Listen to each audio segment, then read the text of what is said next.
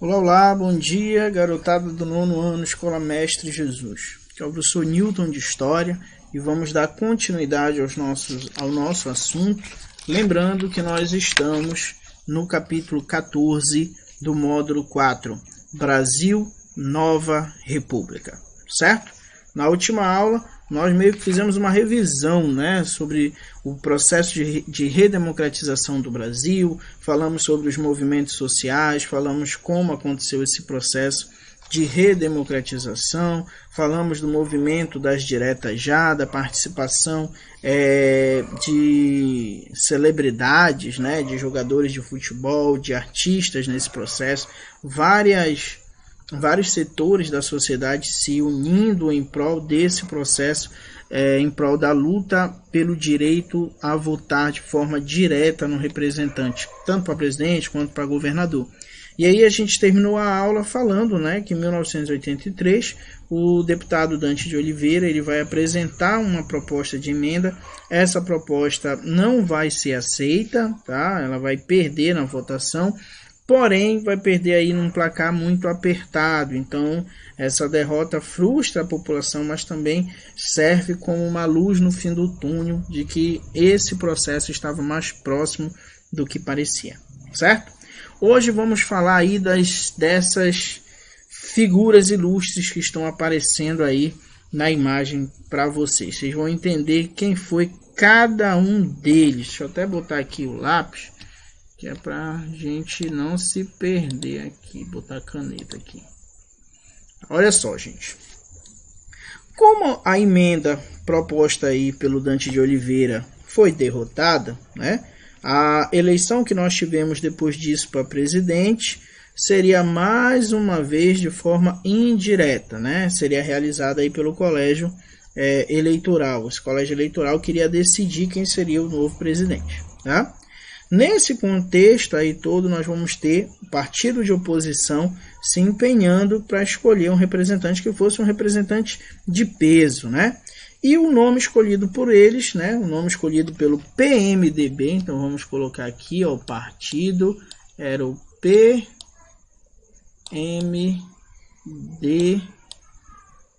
Espera aí que isso aqui ficou igual um B, PMDB.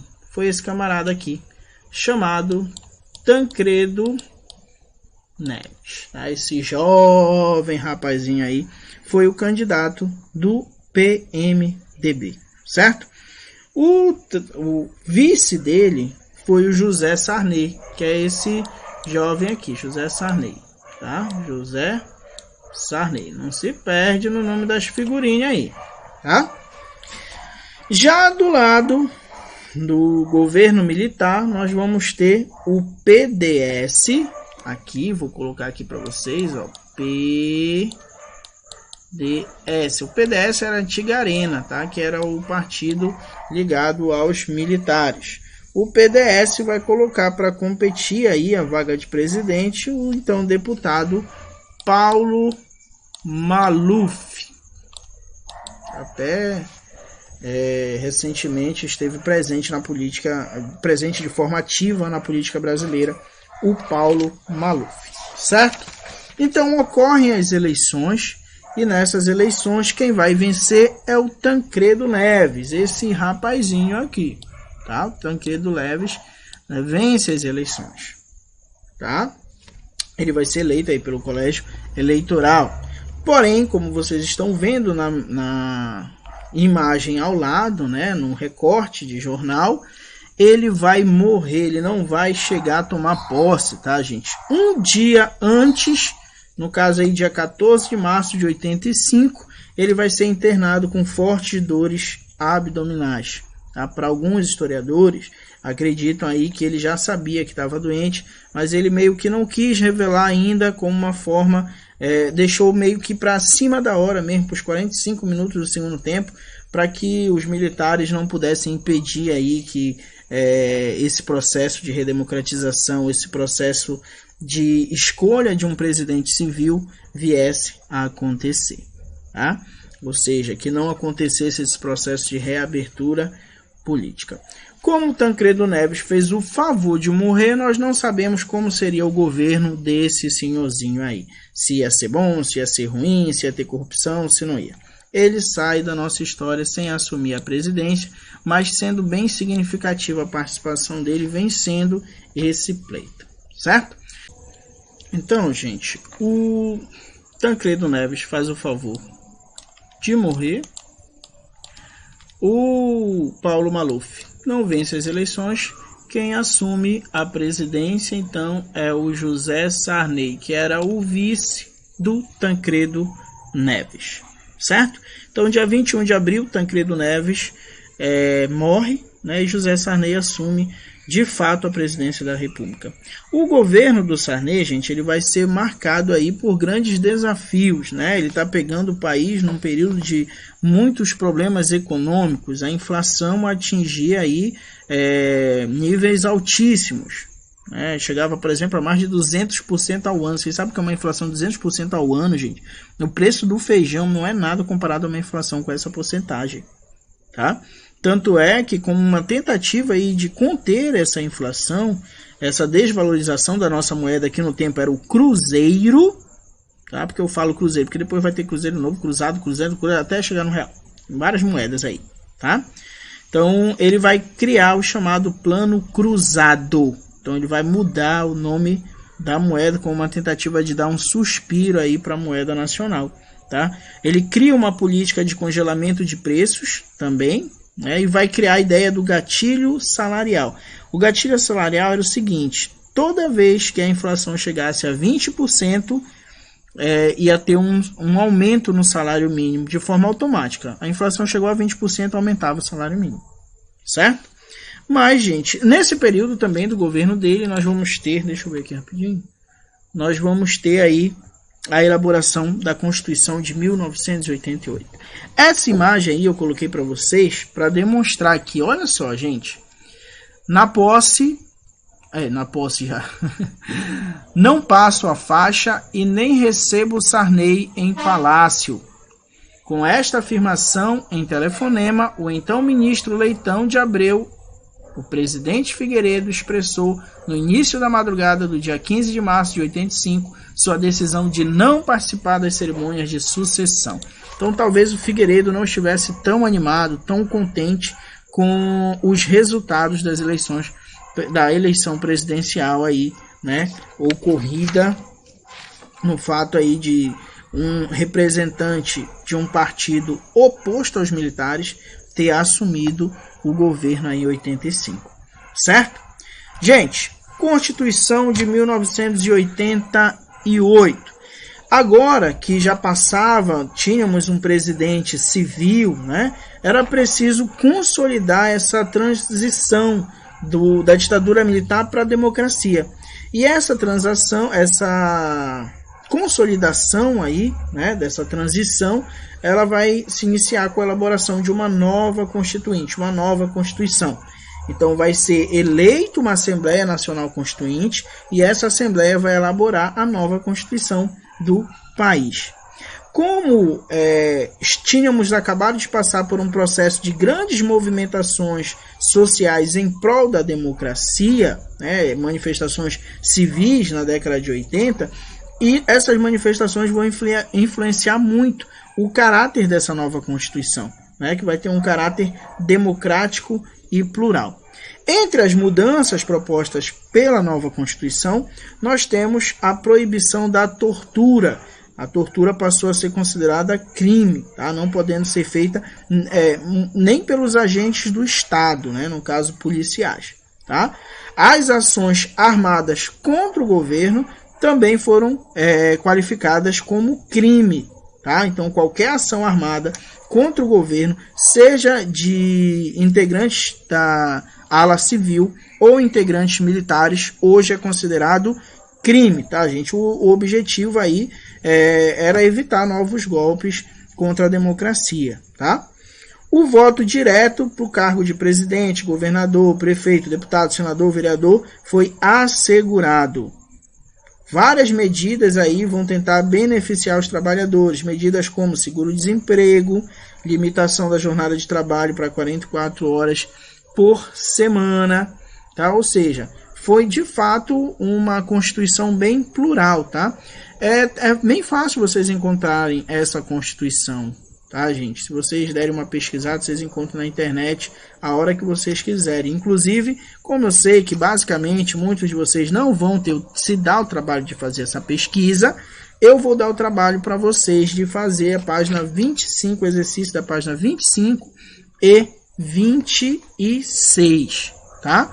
Na página 25 e 26, você tem lá, ó, a nova Constituição garantia a liberdade sindical, o direito de greve e a proibição de discriminação das empresas em virtude de cor, gênero, idade ou estado civil.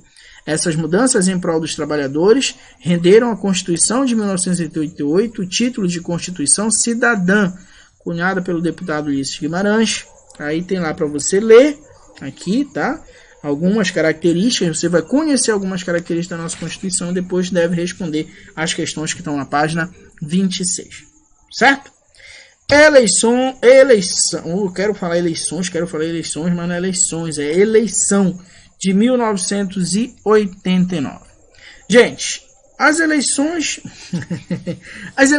a partir de 1989 foram as primeiras eleições diretas depois do período de ditadura militar. No caso da eleição de 1989, ela foi a primeiríssima, tá? Desde o golpe militar, as pessoas não votavam diretamente para presidente até a eleição de 1989. Tá? Era a primeira oportunidade para muitas pessoas, lembra? Foram aí de 64 a 85, praticamente 20 anos de ditadura militar, então muitas pessoas nunca tinham votado. Nasceram nesse período e ainda não tinham tido a experiência de votar de forma direta para o seu presidente, né? Então o que acontece? Nós vamos ter esses dois candidatos à presidência em 1989. Não eram só esses dois, tá? Tínhamos outros candidatos, mas de fato quem polarizou aí a opinião pública foram esses dois, certo? De um lado, Fernando Collor de Mello, tá? Do outro, que inclusive tinha sido governador de Alagoas, do outro, o Luiz Inácio Lula da Silva, que era um líder sindical, né, que inclusive ganhou destaque nas greves do ABC Paulista, lá que nós conversamos sobre o novo sindicalismo, né, inclusive tinha sido deputado na Assembleia Constituinte. Então você tem, de um lado, o Collor, né, que vinha aí com uma proposta neoliberal, falava muito em privatização, redução do Estado. Lembra que essa foi uma das ideias do neoliberalismo que nós conversamos no capítulo anterior, a ideia de abrir o mercado brasileiro para capital estrangeiro, e do outro lado você já tinha o Lula, que vai defender reformas que, segundo ele, iriam conduzir à justiça social, vai defender uma maior igualdade e vai defender a ideia de Estado como um agente forte. Então, basicamente, o Collor defende o Estado mínimo e o Lula defenderia o Estado mais forte. Então, o Collor representando o neoliberalismo e o Lula representando uma vertente mais ligada ao socialismo, tá?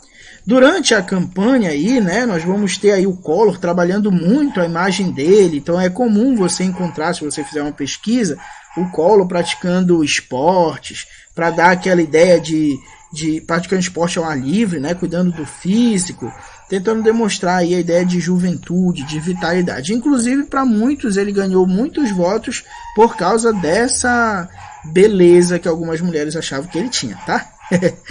Gente, era considerado aí um cara muito bonito no tempo dele. Do outro lado, você tem o Lula, né, despontando aí no cenário político, fundador do Partido dos Trabalhadores, o PT, um líder sindical, né, mas como ele se aproximava muito as suas ideias, aproximavam muito das ideias socialistas, isso vai acabar atrapalhando ele nas eleições. Aí eu botei o cartazinho dos dois, tá, que seriam os candidatos à presidência. A campanha foi marcada aí, duros embates entre os dois, essas duas figurinhas, inclusive vão se atacar de forma pessoal. Como resultado das eleições, quem vence é o Collor, tá? O Collor vai vencer essas eleições, principalmente sustentado pelo discurso que ele tinha de que seria o caçador de marajás. O que seria isso? O Collor dizia, gente, que existiam muitos funcionários públicos do alto escalão que recebiam salários altíssimos e que não trabalhavam. Então ele queria acabar com os privilégios desses funcionários públicos que eram chamados de marajás. Por isso deram a ele chamavam ele de o caçador de marajás. Tá? Então isso influenciou muito na vitória dele. Outro fato que influenciou muito na vitória dele foi que vários empresários, né, ameaçaram deixar o país se o Lula vencesse as eleições. Claro, lembra, a ideologia do Lula estava meio ligada ao socialismo, os empresários estavam querendo uma política neoliberal, então ameaçaram tirar seus investimentos do país, sair do país caso o Lula vencesse as eleições. Então, por todo esse emaranhado aí de ideologias, de um lado o socialismo, do outro o neoliberalismo, né, todo esse emaranhado de confusão, é que nós vamos ter a nossa primeira eleição direta pós-ditadura militar, certo? Queridos, por hoje era isso que nós tínhamos para conversar. Já falei para vocês a página que está o exercício. Resolvam vir para mim. Na próxima aula a gente vai entender como foi o governo do Collor. Será que foi bom? Será que foi ruim? Será que ele conseguiu fazer o que ele de fato prometeu? Isso vocês só vão saber numa próxima aula. Espero que vocês tenham entendido, espero que vocês tenham gostado. Fiquem com Deus e até a próxima.